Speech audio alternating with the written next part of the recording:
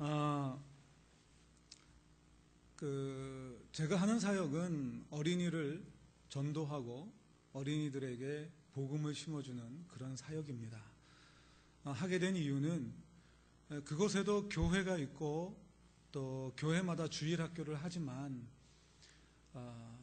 교세가 워낙 이제 굉장히 작고요. 또 우리나라 교회 주일학교 같이 어떻게든 전문성을 가지고 아이들에게 이렇게 복음을 잘 가르치고 성경을 가르치는 교회를 만나기가 쉽지 않습니다. 거기에 더해서 멕시코는 지금 현재 약 20% 가까운 문맹률을 보이고 있습니다. 근데 치아파스는 이 문맹률이 훨씬 더 높습니다. 문맹률뿐만 아니라 아이들이 학교 공부를 제대로 따라가지 못해서 중학교 2학년, 3학년 되는 아이들이 9구단, 3단, 4단을 넘어가질 못해요. 그 정도로 학업 성취도라든가 이런 것도 굉장히 낮고, 교과서를 자기 나이에 맞는 교과서를 앞에 놓고도 그걸 제대로 읽지를 못해요.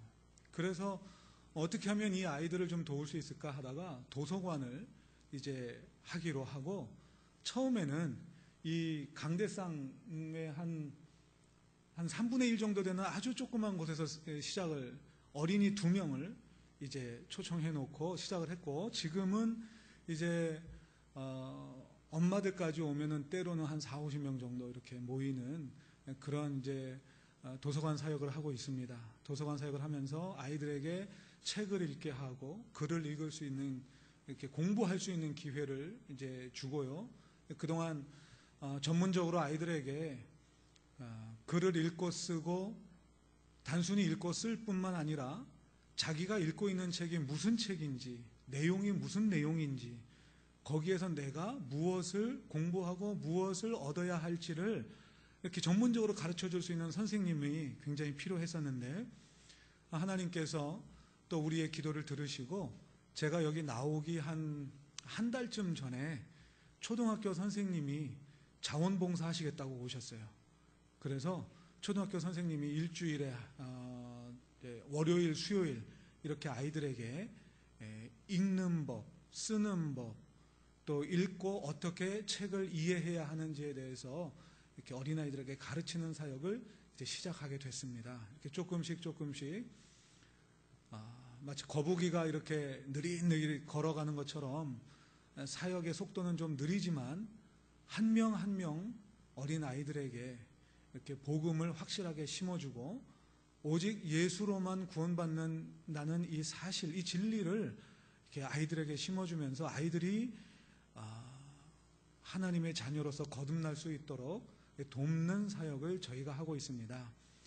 그리고 이제 이 사역에 대해서 한 가지만 더 말씀드리자면, 저희가 이 사역을 시작할 때는 저희가 무슨 큰 걸 바라고 한 것이 아니라, 이렇게 어린이들을 어떻게 가르치고 어떻게 어린이들에게 복음을 심어줄 것인가에 대해서 현지 교회들이 이렇게 개념을 잡지 못하고 아이디어가 없었는데, 저희들이 하는 사역을 보고 나름대로 어린이 사역에 대해서 각 교회가 이렇게 좀 전문성을 가지고 할 수 있으면 좋겠다, 그러고 있었던 참인데, 최근에 어느 침례교 교회에서 그 목사님과 또 어린이 교육을 담당하는 그런 그 리더들이 와서 한 달 정도 함께 하면서 이렇게 저희들이 하는 사역을 봤어요.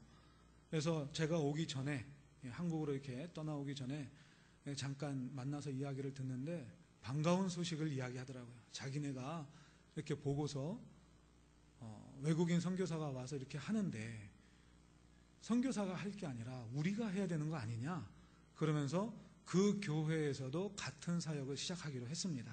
그래서 그 주변의 아이들에게 이제 저희들이 하는 것처럼 똑같이 읽고 쓰는 법도 가르치고 복음도 가르치고, 그래서 아이들이 무엇보다도 하나님의 자녀로서 건강한 하나님 나라의 시민으로 거듭날 수 있도록 자기들도 하겠다 해서 이제 첫 번째 열매가 이제 만 4년 만에 이제 맺혀지게 됐습니다. 이 모든 것이 다 하나님의 은혜고, 또 끊임없이 지금까지 후원해 주신 우리 예일교회 성도님 여러분들의 기도와 후원 덕분인 줄로 믿습니다.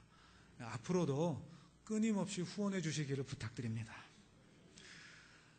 멕시코는 OECD 국가입니다. OECD 다 아시죠? 뉴스에서 많이 보셨죠? OECD 국가가 40개 국가가 채 안 돼요. 제가 알기로는.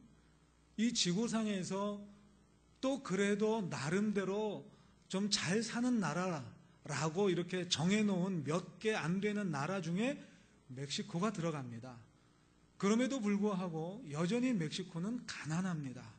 특별히 저희가 살고 있는 치아파스는 멕시코 33개 주 가운데 가장 가난하고 가장 낙후된 곳입니다. 그러니까 가장 가난하다 보니까 사실 자연 환경 같은 건 가장 잘 보존되어 있습니다. 개발을 안 해놨으니까요. 돈이 없어서. 근데 말씀드린 것처럼 멕시코 전국 문맹률이 18%인데 치아파스는 한 더블 이상 될 거예요. 한 30%가 넘을 것 같아요. 그리고 또 특별히 이제 어린아이 선교를 하게 된 또 다른 이제 원인이 있는데, 이유가 있는데, 그건 뭐냐면 2015년도 국가통계청 그 통계 백서에 의하면 치아파스 주에서는 10대 여자 청소년 10명 가운데 7명이 임신한다라고 통계가 나와 있어요. 그리고 학교에서는 임신을 피하기 위해서는 콘돔 쓰라고 공개적으로 이렇게 가르칩니다. 그러니까 성관계 하고 싶으면 해라. 대신 아이는 갖지 마라. 이런 식이에요. 말도 안 되는 교육을 시키고 있는 거죠. 그럴 수밖에 없는 것이 하나님을 두려워하지 않고 성경 말씀을 가르치지 않으니까 사람들이 다 그냥 그 사사기에 나와 있죠. 자기 소견에 옳은 대로 행하더라. 그런 것처럼 하나님을 두려워하지 않는 백성들이기 때문에 각자 자기 그냥 생각에 옳은 대로 하는 거예요. 이게 옳겠다 싶으면 그냥 그렇게 가는 거죠. 그러니까 주변에 보면 30대 한 초반 중반 된 여자인데 큰아이가 대학생 막 이래요. 뭐 상상이 잘 안 되죠. 일반적으로. 근데 우리 아이들, 저희 아이들의 그 친구 엄마들이 그런 사람들이 있어요. 이렇게 해서는 안 되겠다. 여러 교회들을 다녀보면서 어른들에 대한 여러 가지 프로그램도 있고 어른들을 위한 어떤 그 예배도 있고 교육도 있고 그런데 어린 아이들을 위한 건 사실 거의 없거든요. 그래서 어떻게 하면 이 지역을 복음화하는데 당장 어른들도 중요하지만 그러나 미래의 어른들, 그러니까 지금 어린이들을 어떻게 복음화할까 그런 생각을 하다가 하나님께서 이제 어린이 사역을 하도록 이렇게 인도해 주셨습니다.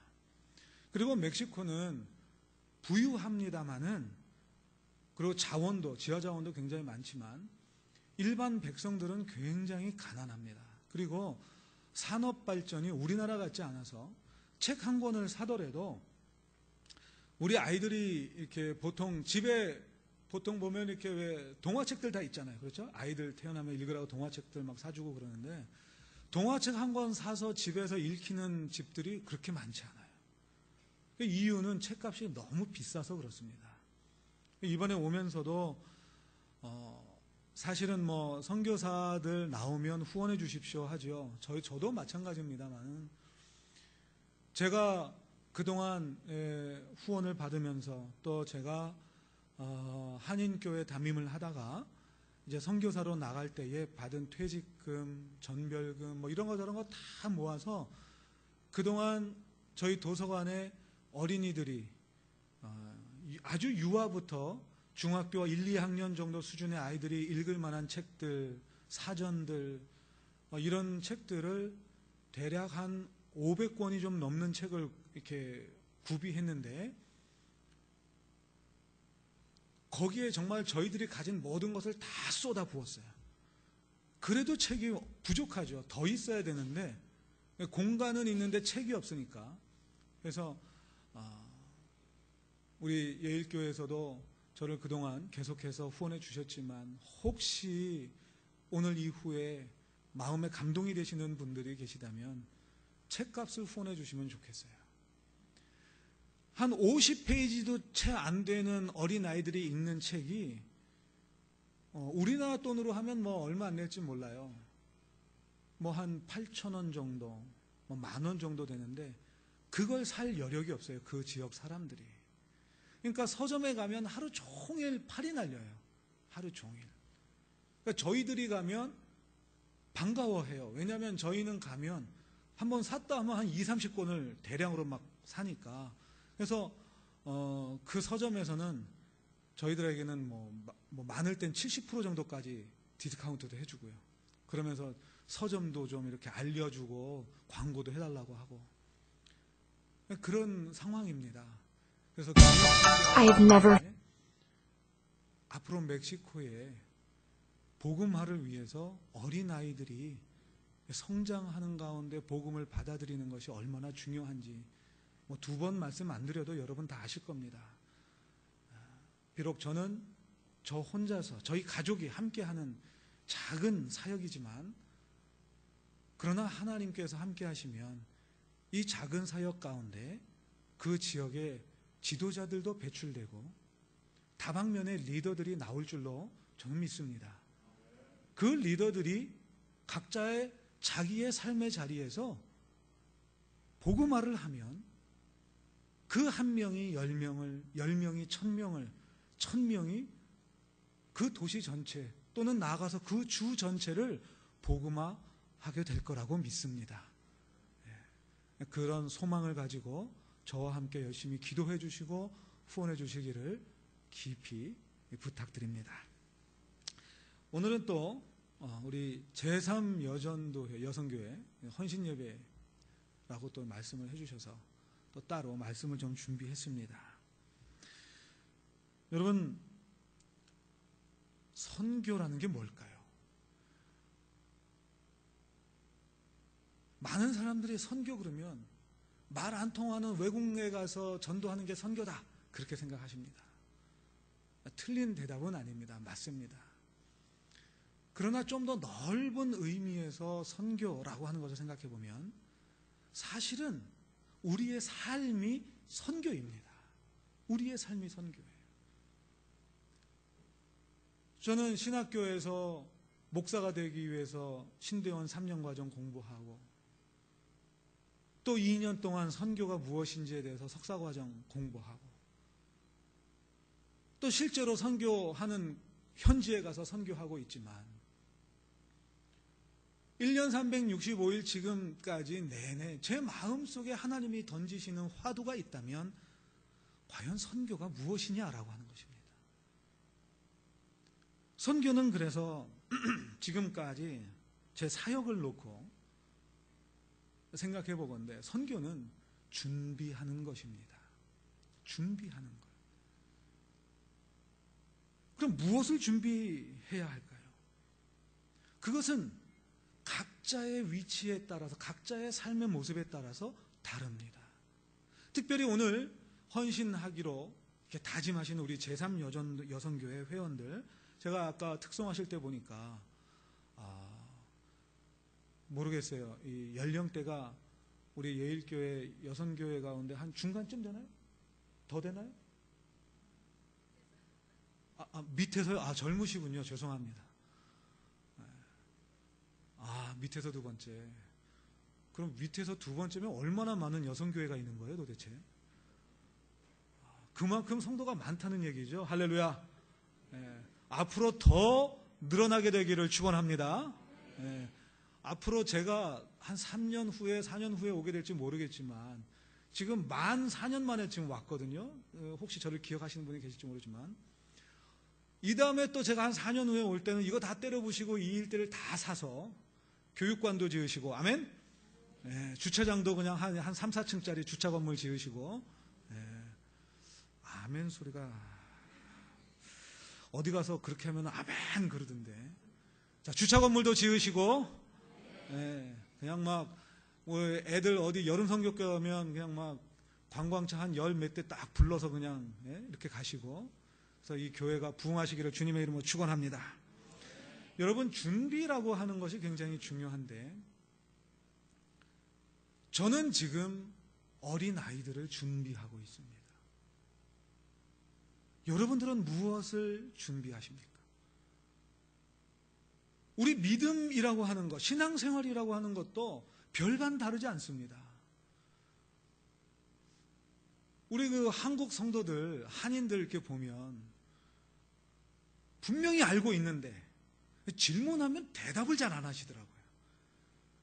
한국에 계시는 분들이든지 해외에 계시는 분들이든지 공통점이 있다면 대답을 잘 안 하세요.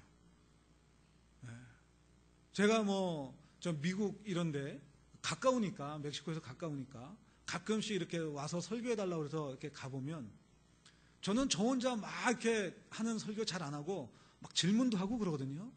그런데 어떤 교회 가면 막 대답을 잘하는 교회가 있는가 하면 어떤 데 가면은 참 과묵하고 점잖으세요.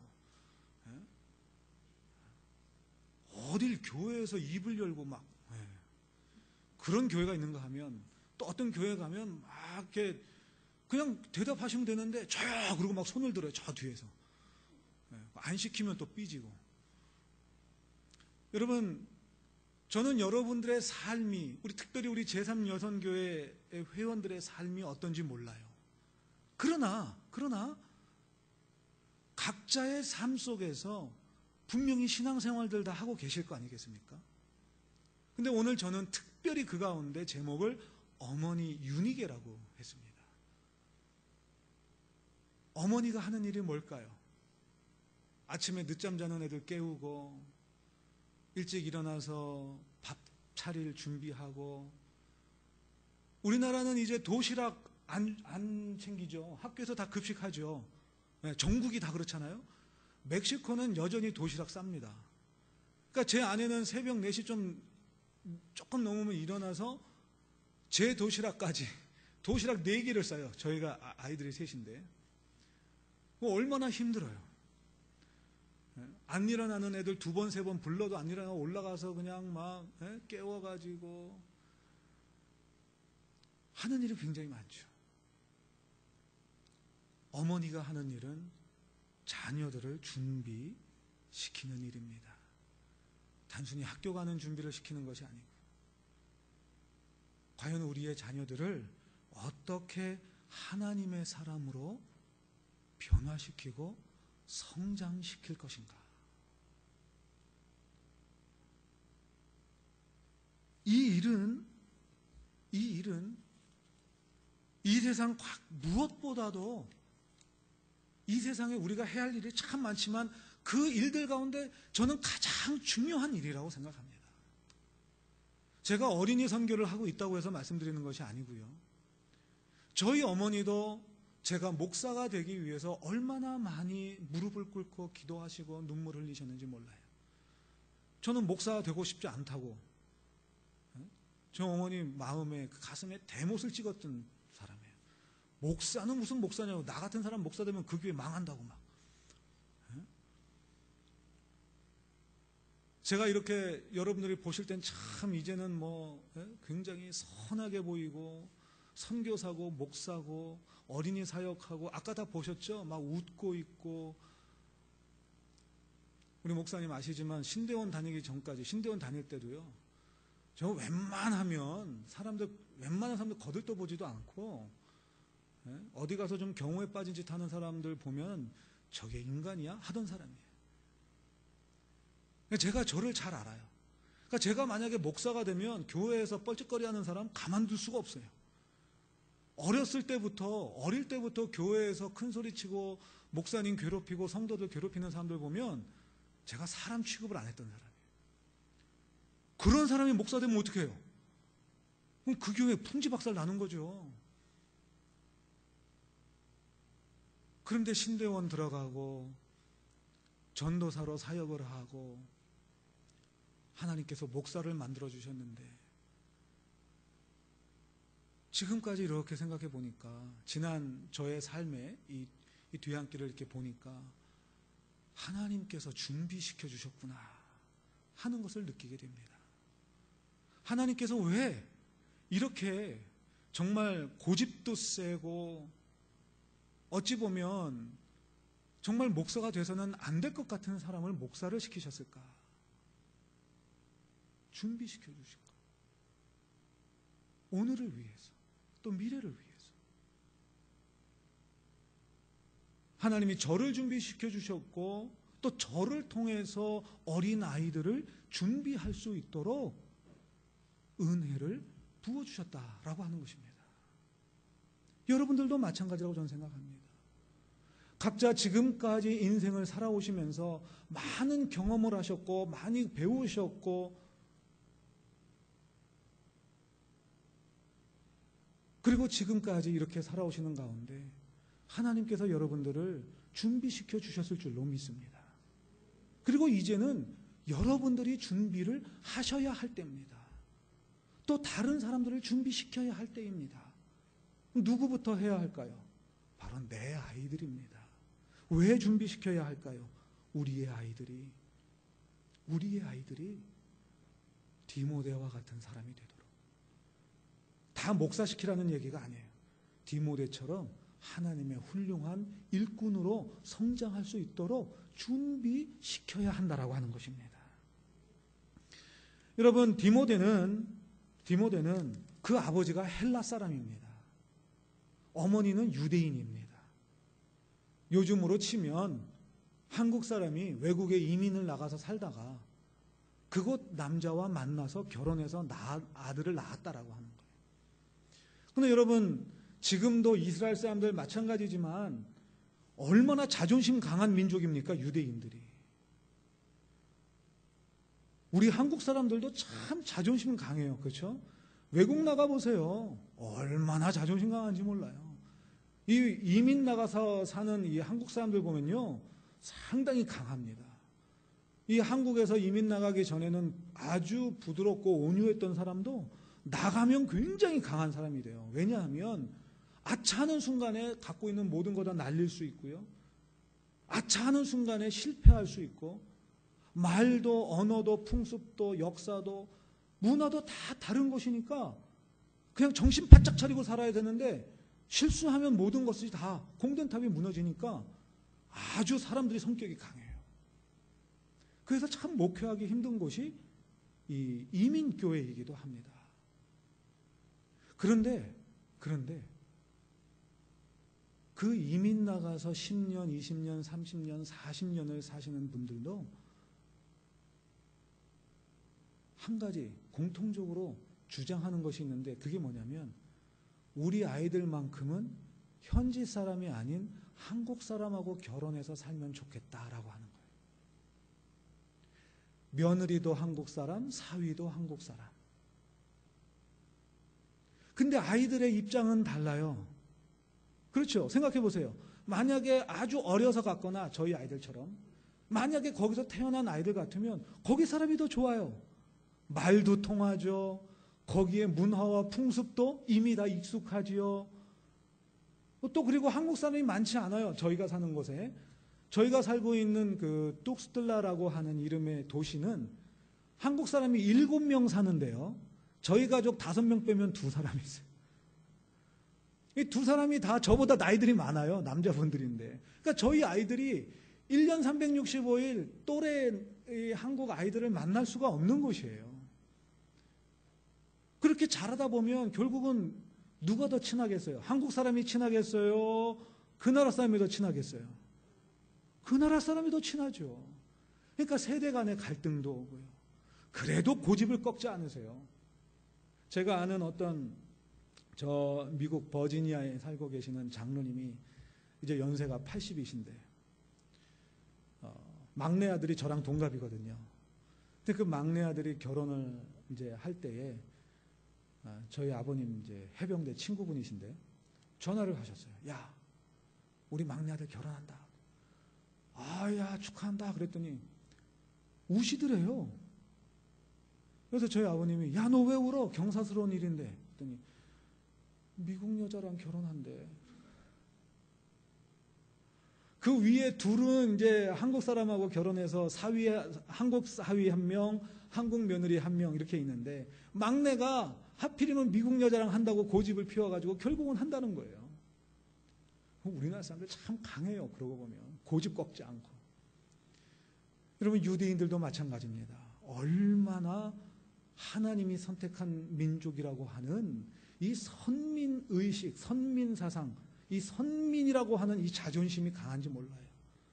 그래서 이 유니게가 헬라 사람과 결혼했을 때 얼마나 많은 그 심적인 뭐랄까요, 갈등 또는 주변 사람들의 어떤 눈치, 그런 것들이 얼마나 많았을지 우리가 짐작해 볼 수 있는 거예요. 그런데 불구하고 오늘 본문에 보니까 사도 바울이 이렇게 표현하고 있습니다. 5절에 보면 이는 내 속에 거짓이 없는 믿음이 있음을 생각함이라. 이 믿음은 먼저 내 외조모 로이스와 내 어머니 유니게 속에 있더니. 이민 생활이 얼마나 힘듭니까? 지금도 힘이 드는데 그 당시는 더 힘들었어요. 왜 힘들었냐면 그리스도인들이 박해를 받고 있으면서 자기가 살던 고향 땅에서 뿌리를 내리지 못하고 다 이방 나라로 흩어질 수밖에 없던 그런 상황이었거든요. 그러니까 그리스도인들은 어딜 가든지 핍박을 받고 있었는데 그럼에도 불구하고 그 외할머니도 그리고 어머니도 믿음을 지키고 있었다라고 하는 거죠. 그래서 그 믿음이 누구에게 갔어요? 디모데에게 갔습니다. 오늘 이 땅, 이 부산에서 살아가시는 여러분들도 마찬가지입니다. 비록 우리는 우리가 태어난 땅, 우리가 함께 사용하고 있는 이 한국말이라고 하는 같은 언어, 같은 문화권에서 살지만 지금이 어떤 세상이에요? 외국에 나가지 않아도 외국에서 벌어지는 일들 다 알 수 있고요. 외국에 나가지 않아도 외국의 문화를 우리가 살고 있는 이곳에서 다 체험할 수 있어요. 오늘 저희가 평택에서 출발해서 왔는데 평택에 가서 이 열차를 타려고 기다리고 있는데 보니까 얼굴이 까무잡잡한 사람들이 막 왔다 갔다 해요. 이 동남아에서 온 사람들. 부산역도 마찬가지고요. 이제 우리는 혼자서 살아가는 것이 아니라 다원적인 문화 가운데 살아가고 있습니다. 이 한국 땅에 전 세계 많은 사람들이 와서 관광도 하지만 와서 살고 있는 사람들도 있어요. 그것은 무엇을 말합니까? 다종교 속에서 우리가 살아가고 있다라고 하는 얘기죠. 어젠가요? 서울에서 부산에서 각 대도시에서 이 성소수자들을 위한 무슨 축제가 열리고 그랬었죠. 그 무엇을 이야기합니까? 이미 우리의 삶 속에 사단의 문화가 이미 침투했다라고 하는 거예요. 아까도 제가 말씀드렸습니다만은 멕시코 같은 경우는 이 성교육을 시킬 때 그렇게 시켜요. 하고 싶으면 마음대로 해라. 대신 애기만 생기지 않게 조심해서 해라. 그게 정규 교육 과정 속에 있어요. 우리의 아이들이, 우리의 후세대들이 지금 위험한 상황에 노출되어 있는 것입니다. 우리 부모들이 거기에 대해서 경계심을 갖지 않고 있으면 점점 더 자라나서 우리 아이들이 우리의 나이쯤 됐을 때는 더 이상 말로 교육할 수 없는 거예요. 그래서 우리가 우리 아이들을 교육해야 되는데 어떻게 그럼 교육해야 되느냐? 오늘 말씀에 있는 것처럼 첫 번째, 우리 부모들이 먼저 깨어 있어야 합니다. 디모데가 태어나자마자 그냥 디모데가 된 게 아니에요. 아마도 여러분들도 마찬가지일 것입니다. 누군가로부터 전도를 받고 누군가로부터 예수 그리스도를 소개받고 누군가로부터 교회에 대한 이야기를 듣고 교회로 오신 분들이 다수일 거예요. 그 누군가라고 하시는 분이 부모님일 수 있고 형제일 수 있고 친구일 수 있고 일가 친척일 수 있는 거예요. 누구나 태어나자마자 나 그리스도인 될 거야 그러면서 교회 나온 사람 아무도 없습니다. 누구든지 다 다른 사람에게서 교회를 듣게 되고 하나님에 대한 말씀을 듣게 되고 그래서 다 교회에 오는 거 아니겠습니까? 저도 마찬가지입니다. 저도 저희 부모님이 먼저 신앙생활을 하셨기 때문에 부모님의 손에 이끌려서 부모님에게 교회를 소개받아서 신앙생활을 하게 된 사람이에요. 다 마찬가지죠. 그렇기 때문에 우리는 우리 스스로를 먼저 준비해야 합니다. 우리 스스로가 먼저 깨어 있어야 합니다. 우리 스스로가 먼저 하나님의 말씀과 친해져야 합니다. 엊그제 저희 어머니가 저한테 그러세요. 야, 이제 나도 늙었나 봐. 70이 넘으셨는데. 제가 그럼 늙으셨죠? 그럴래다가 그렇게 말하면 혼날 것 같아서 뭐가 늙으셨어요? 아직도 뭐 이제 막 돋보기 끼셨는데. 야, 근데 왜 레위기만 읽으면 잠이 오냐 그러시더라고요. 뭐 그럴 만도 하죠. 저도 레위기 읽다 보면 잠이 오는데. 여러분, 우리가 하나님의 말씀을 읽지 않으면, 우리가 깨어서 기도하지 않으면 우리는 실패합니다. 성경에 보니까 이렇게 말씀하고 있습니다. 사단이 배고파 우는 사자처럼 으르렁거리면서 우리 주변을 어슬렁거리고 있다. 어떻게든지 틈만 나면 우리를 공격하려고 그렇게 우리 주변을 배회하고 있다고 성경은 말씀하고 있습니다. 그럼 우리는 어떻게 해야 합니까? 사자밥이 되지 않으려면 깨어 있어야 합니다. 어떻게 깨어 있어야 합니까? 시시때때로 말씀을 읽고 시시때때로 하나님 앞에 무릎을 꿇는 것 외에 다른 방법이 없습니다. 우리가 성경을 읽지 않는데 어떻게 성령님이 오셔서 역사하실 수 있습니까? 우리가 기도하지 않는데 어떻게 성령님의 역사하심을 우리가 체험할 수 있겠습니까? 다른 길은 없습니다, 여러분. 우리가 깨어 있을 수 있는 다른 방법은 이 땅에 없습니다. 오로지 우리가 말씀을 읽고 기도하는 것 외에 없습니다. 여러분, 우리는 얼마나 편한 세상에서 살고 있습니까? TV를 트니까 뭐 CBS, CTS,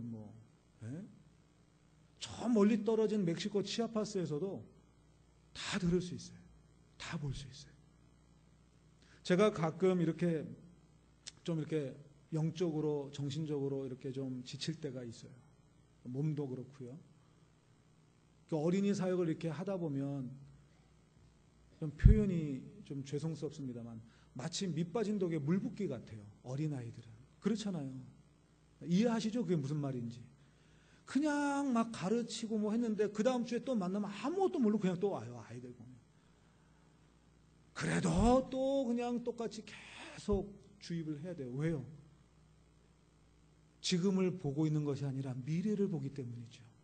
그래서 때때로 지칠 때마다 인터넷을 켜고 이제 한국 교회 목사님들 설교를 듣는데 때때로 무슨 저는 교단을 가리지 않고 듣습니다만은 김문은 목사님 또는 장경동 목사님 그런 분들 설교 이렇게 듣기도 하고요. 이찬수 목사님 또 소망교회 김지철 목사님 이런 분들 설교를 듣는데 그 가운데 장경동 목사님 설교를 잘 들어요. 제가 잘 보고 재밌어요. 이렇게 듣다 보면 막 재밌어서 제 속에서 다시 뭔가가 막 불끈불끈 솟는 것 같아요. 그분 이렇게 보다 보니까 그분은 이제 연예인이더만요. 그분은 무슨 대전 중문교회 목사님이 아니라 MBC 목사님 같아요. 근데 참 듣다 보면 재미있고 맞아 그래 그러고 한 3, 40분 듣다 보면 조금 전에 내가 힘들었었나? 그걸 다 잊어버리게 되고요. 여러분, 요즘 얼마나 편합니까? 저희 어머님 세대 때만 해도 그 트랜지스터 라디오 피지직거리면서 주파수 안 맞으면 들을 수도 없는 거, 그걸로 극동방송 들어가면서 그냥 주여 해가면서 그냥 막 듣고. 근데 요즘은 핸드폰 안에 방송국이 여러 개잖아요. 그렇죠? 얼마나 편해요. 근데 왜 안 읽으시고 왜 안 들으세요? 바쁘세요? 저 바쁜 거 다 아는데 그래도 들으세요. 시간 없으시죠? 다 이해하지만 그래도 읽으세요. 읽고 들으시고 기도하세요. 더욱 중요한 건 여러분들이 지금 섬기고 있는 이 제단에 나와서 목사님을 통해 들려주시는 이 영의 양식이 바로 여러분들을 위한 영의 양식이라는 사실입니다. 사실 뭐 방송이나 이런 거 이렇게 듣다 보면 한쪽 귀로 듣고 한쪽 귀로 이렇게 흘러나가는 경우가 얼마나 많아요. 그렇죠? 그러나 여러분들을 위해서, 바로 다른 사람이 아닌 여러분들을 위해서 우리 최 목사님 준비하시잖아요, 설교를. 그래서 여러분들을 위해서 들려주실 때에 귀담아 들으시고 한 주간을 그 말씀 붙들고 승리하시는 여러분들 되시기를 축원합니다. 그리고 기도해야 합니다. 기도는 호흡이라고 하지 않습니까? 여러분, 저 유럽에 가면요, 지중해에 1년에 한 두어 차례씩 누가 오랫동안 깊이 잠수할 수 있나 하는 그런 대회가 열려요. 대단한 사람들끼리 모여가지고 산소통도 없이 뭐 한 90m, 100m 막 내려갑니다. 우리는 그렇게 하지 못하죠. 그러나 아무리 수심 100m를 숨도 안 쉬고 들어갔다 나올 수 있는 사람도 숨 안 쉬면 죽습니다. 그렇잖아요? 기도 안 하면 우리의 영혼이 죽습니다.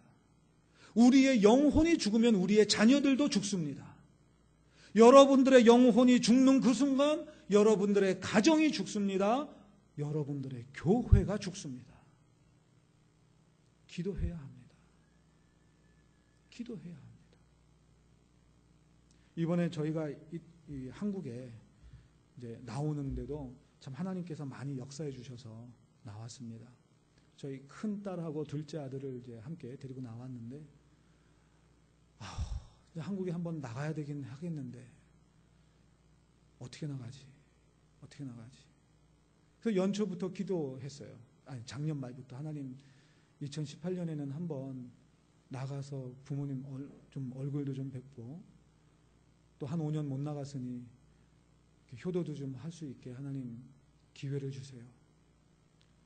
기도하고 있는 와중에 한 4월 달쯤 멕시코 시티 수도에 있는 어느 목사님이 전화를 하셨어요. 김 목사 지금 빨리 인터넷 켜고 들어가 봐. 왜요? 그랬더니 멕시코 항공에서 한국까지 직항 가는데 3분의 1 가격으로 팔고 있어. 그러는 거예요. 그래가지고 그냥 막 냅다 들어가서 봤더니 정말 그러고 있어요. 한 달짜리 표를 이렇게 파는데. 그래가지고 뭐 2번 생각 안 하고 그냥 했습니다. 근데 예약을 해놓고 보니까 그게 멕시코 시티에서 한국까지 왕복이에요. 그럼 제가 살고 있는 곳에서 멕시코 시티까지는 없는 거예요. 그냥 3분의 1 가격이지만 있는 돈 다 털어서 그 딱 표를 샀는데 보니까 거기까지는 어떻게 가지? 이런 생각이 드는 거예요. 제가 사는 도시에서 수도 멕시코 시티까지 버스로 15시간이거든요.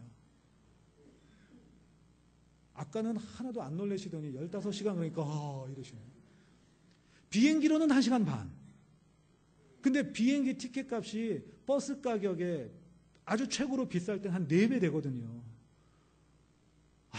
또 걱정이 밀려오기 시작하는 거예요. 하나님, 그래도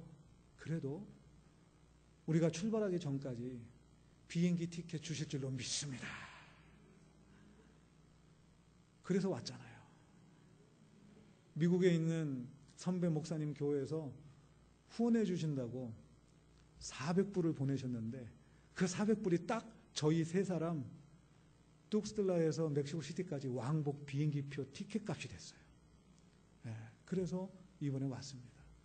여러분, 기도하면 하나님은 응답하십니다. 그런데 한 가지 문제는 내가 원할 때 응답해 주실 때도 있지만 내가 원할 때가 아니라 하나님이 원하실 때 응답해 주시는 경우가 훨씬 더 많다는 거예요. 그러나 우리는 끊임없이 기도해야 합니다. 왜요? 내가 기도함으로 내 가족이 살기 때문입니다. 내가 기도함으로 내 아이들이 살기 때문입니다. 제가 기도함으로 저에게 맡겨주신 그 지역의 아이들이 살기 때문입니다. 그러므로 여러분들도, 특별히 우리 제3여성교회 회원 여러분, 읽고 기도하는 것 반드시 기억하시고, 유니게가 디모데를 위해서 그러했던 것처럼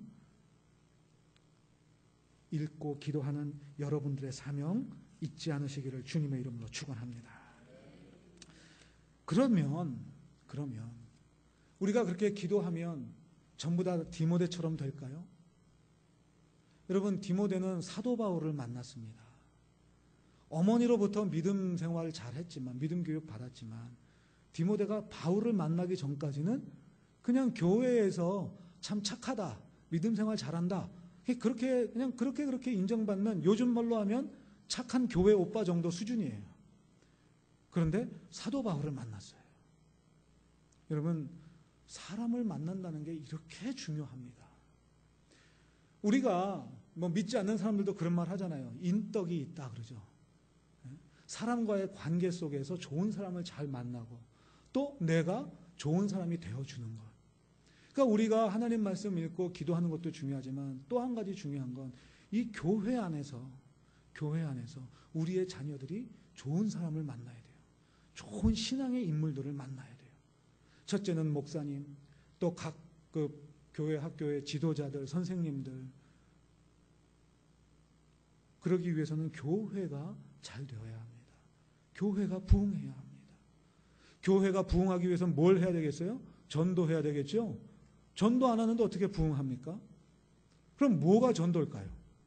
어떻게 하는 게 전도일까요? 나가서 외치면 전도일까요? 여전히 이 서울 쪽에 이렇게 제가 이렇게 전철을 타고 다니다 보니까, 지하철 타고 다니니까 여전히 예수 천당 불신지옥 외치시는 분들 많더라고요. 저는 그거를 잘못됐다고 말하는 게 아니고요. 전도도 여러 가지 방법이 있을 수 있죠.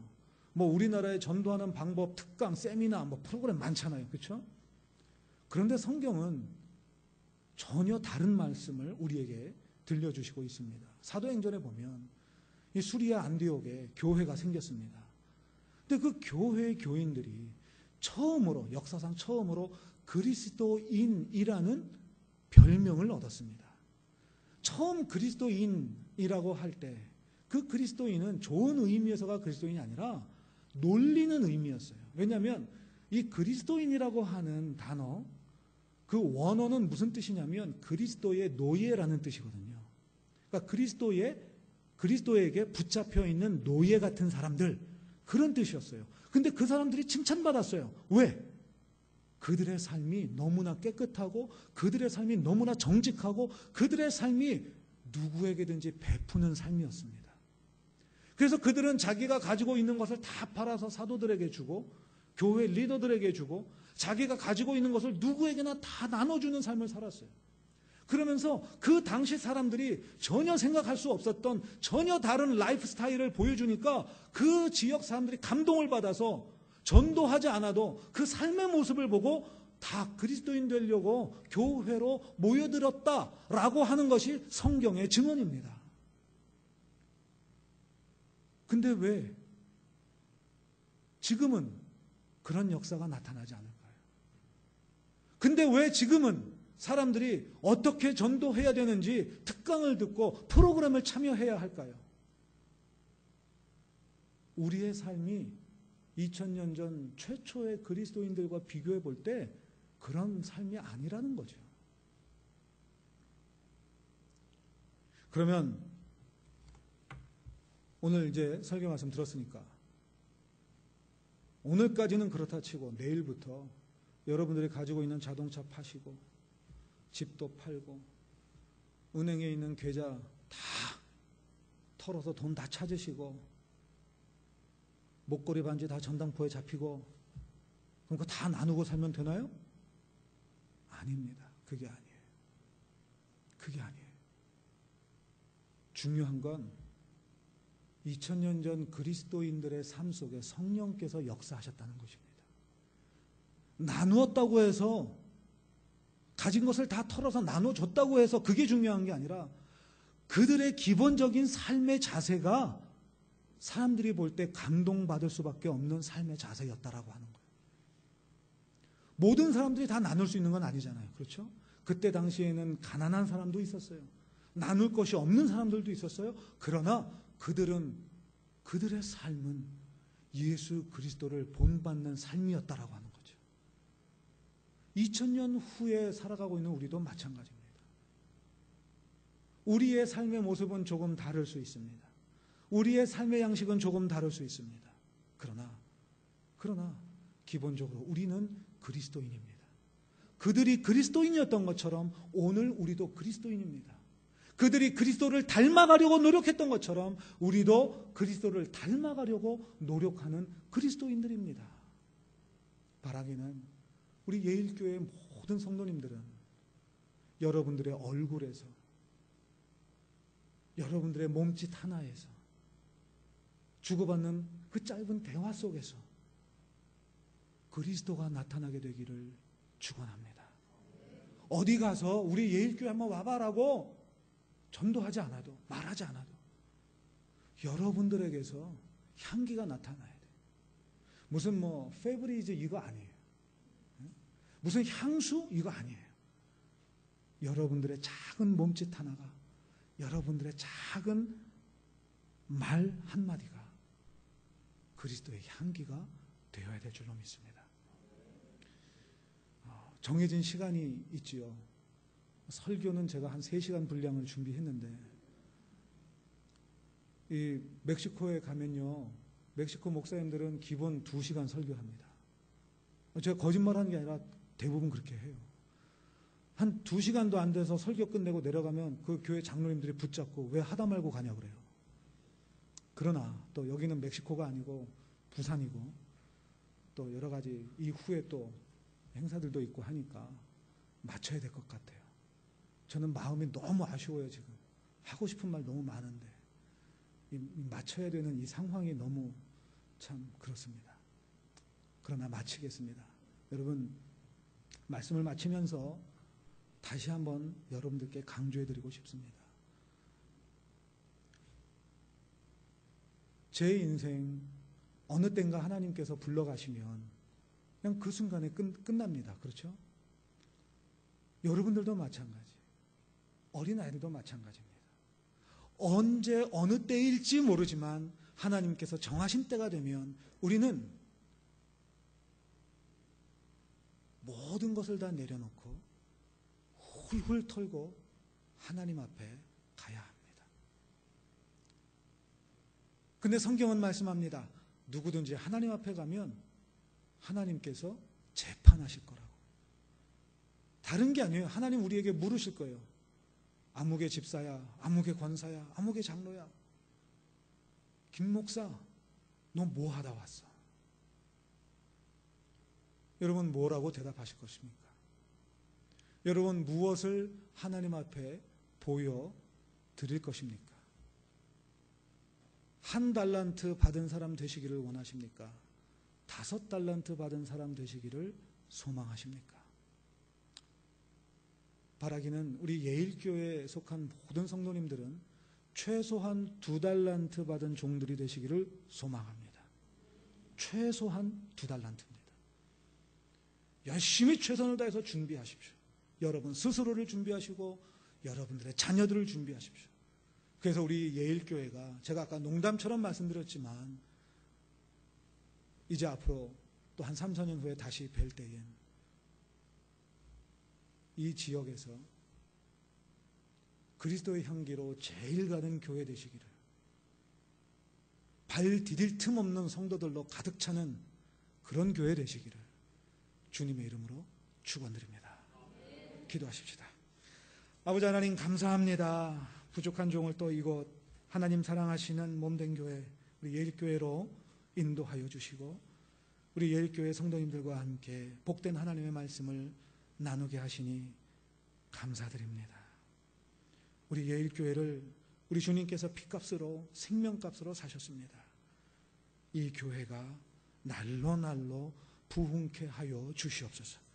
이곳에 속한 모든 성도들, 이곳에 발걸음하는 모든 성도들이 5달란트 받은 그 귀한 종들처럼 아버지 하나님 최선을 다해 하나님 나라를 준비하는 성도들 되게 하시고 이 예일교회 성도들을 통해서 아버지 하나님께서 영광받아 주시옵소서.